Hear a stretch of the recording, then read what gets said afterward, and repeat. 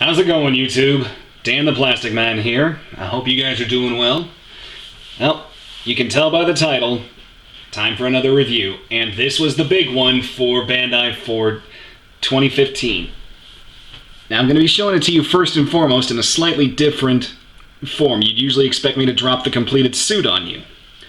But here it is, Master Grade Victory 2 Gundam in top and bottom fighter modes. Why am I showing it to you like this first? Because quite frankly, after I'm done with this review and putting the suit back into suit mode, I'm not making this ever again. Both of my core fighters fight me like nobody's business, and the gap that appears here because of the canopy and this piece, it infuriates me. And then the core fighter itself doesn't even want to hold on to the top flyer part. You've got these two connections here, and it snaps in, and then just as easily it just pops right back out. This is a strong connection to the legs, but the upper torso, no. No, no, no. So, now that that little bit of nastiness is out of the way, we'll go ahead and start to make the Victory 2 Gundam itself. Now, when I was building this is of course a Verkas, so there is a lot of complexity in this suit, if for no other reason the fact that it is also the Victory 2 Gundam. And I've heard plenty of nightmare stories about the Victory Gundam and how it just does not stay together at all.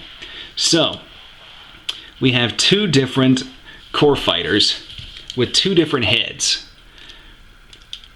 This one is the normal head, and this one has that little scouter piece that they give you to put on. That little piece was a very annoying attachment. Just a tiny little pinhole above the eye when I was building this thing. So, let me pull the rifle out here. I'm going to get these clamps out because these are only for top flyer mode. There we go. And let's start turning this thing back into what should be the upper torso of the Victory Gundam. Well, Victory 2.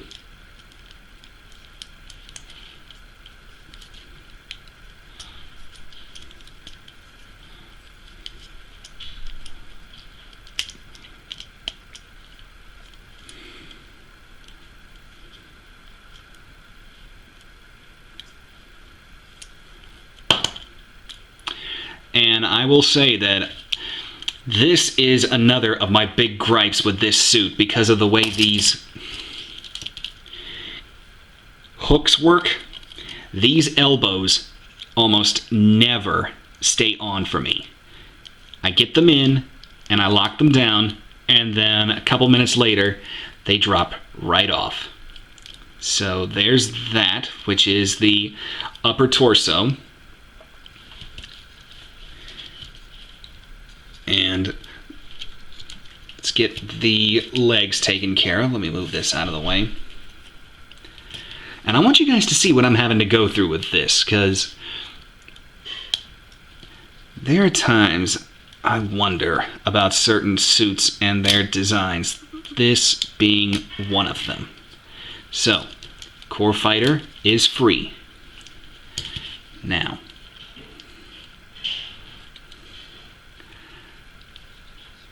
let's lock the legs back into place.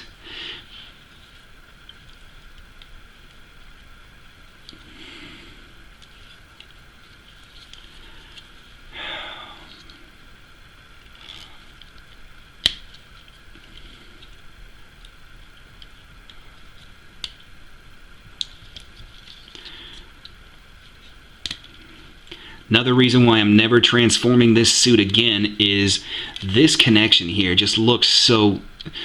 Oh, man.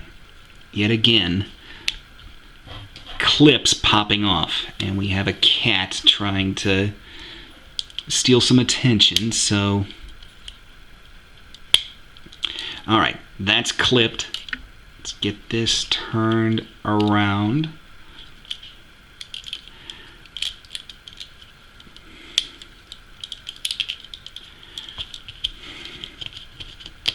I really don't know if it's my kit or not, but pieces just do not like to stay attached for me. One of the biggest problems for me, again, is these pieces just not staying attached like they should. You would think with 3 points of connection that this would be a very strong, solid hold.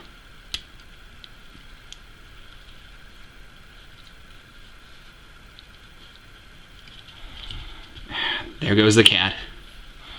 I'm sorry if this is boring, guys, but I'm just... Nope. Fuss all you want. You've had your 15 seconds.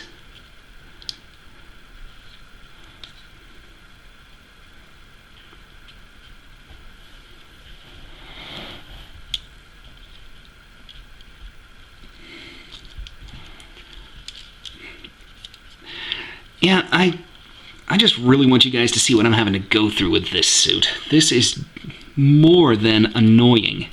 Hence why, as I said, I showed you the fighters first and will not be... Thank goodness. Will not be transforming this suit ever again. Now let's get this locked on. I mean, I was supposed to be showing you guys accessories and everything by now, but okay, there's the lower torso. If I remember right, get the arms up, side skirts out of the way.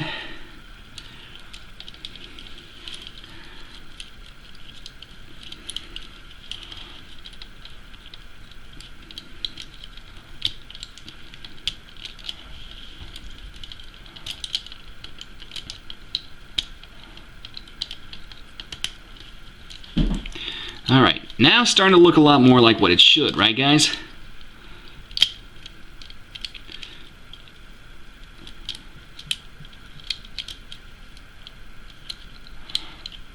And why are you not matching up? Yet again with the elbow drop. It's almost like with this many elbow drops, you'd think this thing wants to be a professional wrestler.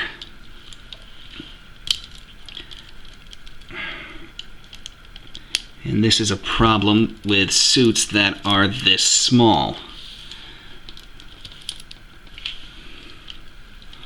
Okay. Now.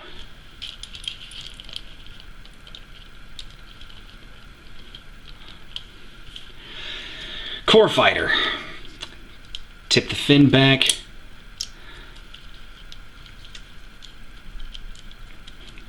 Slide up the head. Pull out the nose, tip that down, slide the cockpit, oh man, slide it back and in, if it will let me.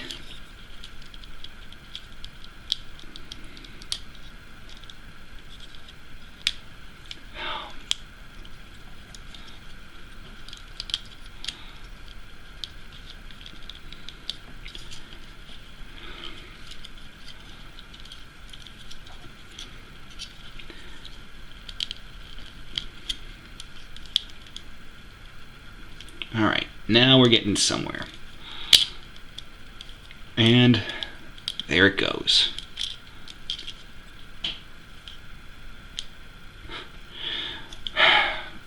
Give me 1 second, guys. I'm gonna be right back. Alright. First things first, I went and grabbed the hands.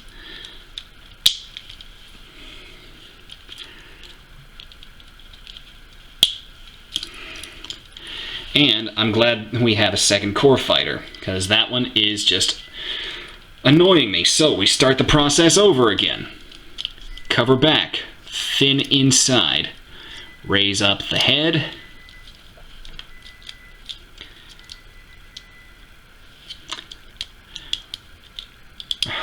Here we go again. Extend the nose, tip that piece down, push back with it.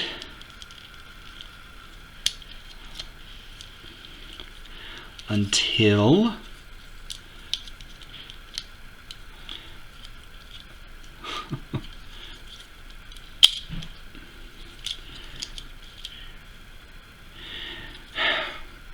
excuse me, guys. Alright, piece reattached, and I'm gonna show you the full transformation, so slide that back.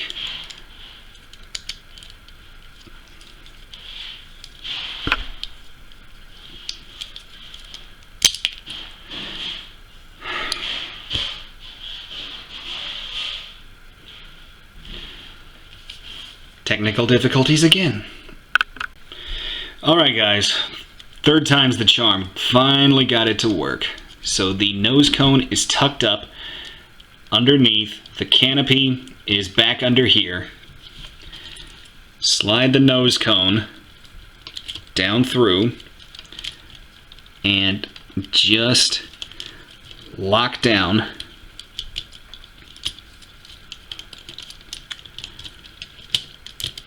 the core fighter.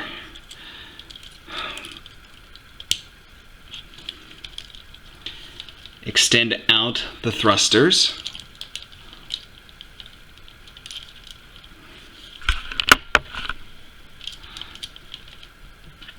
And now we can actually look at full mobile suit articulation. No funky chicken, well, a little bit, and I'm not going to try an Exorcist 360 with this head, no way.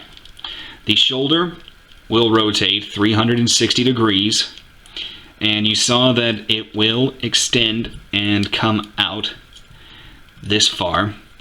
The elbow, you do get a 180 out of the elbow, and then the wrist is just your typical ball joint.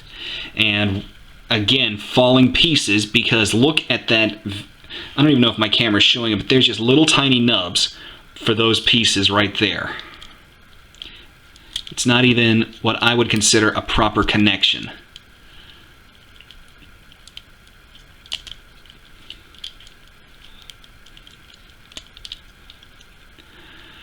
There we go. Straighten the arm out. There is zero torso articulation, as you could tell by the way we had to put this thing together. The legs will come this far forward, and they will go this far back. Oh my gosh.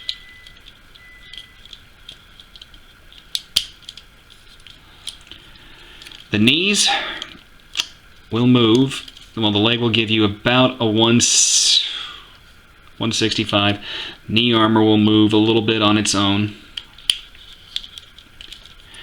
And the feet will bend down, and you can wiggle them and move them back and forth a little bit.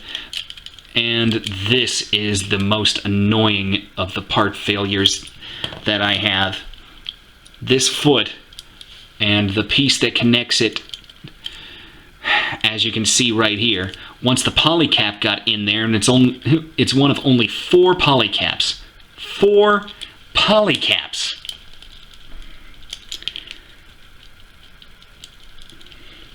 Once it got in there, it's just like nothing wanted to stay on.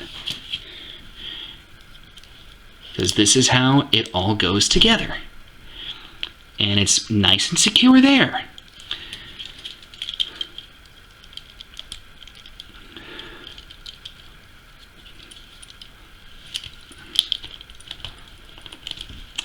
But as we can see now, in trying to remedy that defect, not default, I blame my frustration for that little word faux pas.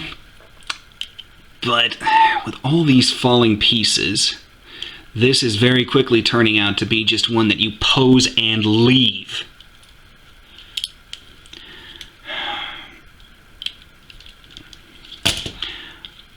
Oh my gosh.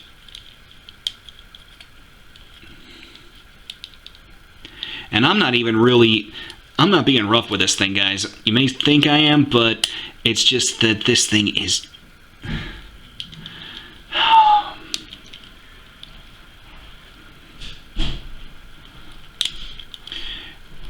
all I can say is I've heard of nightmare stories of the Victory 1, and this is just absolutely ridiculous what's going on here.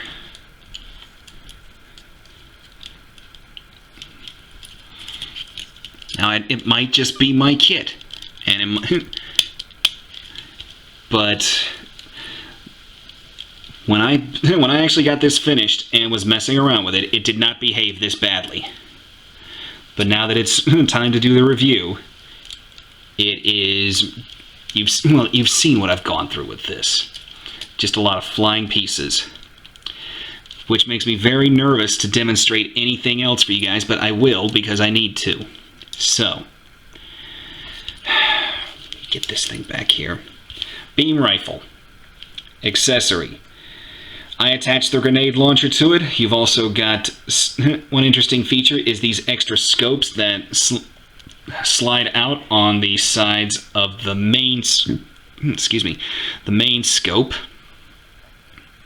Like that. Now you see them, now you don't. These are your typical remove fingers. I'm not, with the way this thing's been fighting me, I'm not even going to put it in the hand. The beam sabers are stored in these red pieces, which are also the emitters for the beam shield. That is one of the smallest beam saber handles I've ever seen. And the blades are unbelievably narrow, guys. Put it in comparison. These are Victory 2s. These are the ones that I got for Master Grade RX-78 Origin. It's ridiculous. I will, however, try. Here's the beam shield effect part. Here's the cover. I will try to get this thing to bring its beam shield around to the front. I know that was one of the big complaints of Victory 1, and some people have gotten Victory 2 to do what it needs to. So,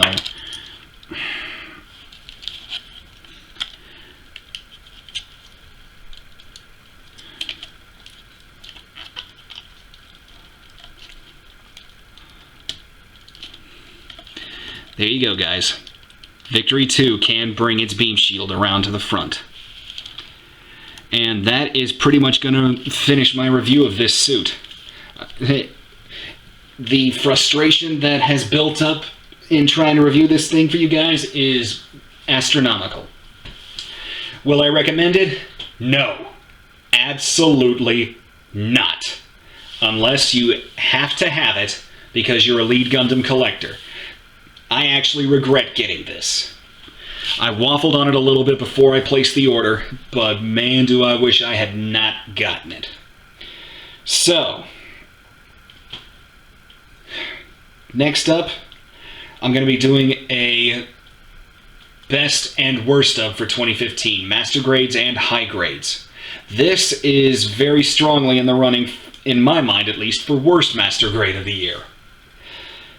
But that is a video for another time, guys. As I calm down, I hope you guys at least liked the fact that you can see what falls off this suit. So, if you liked the video for that, leave me a like, subscribe to me, leave me some comments. I love reading them and I love getting to know you guys. Take care of yourselves. Don't mind the fact that I am grouchy at this suit because it really just... Alright, guys. Take care. I'll see you when I do the best and worst of for 2015. Later.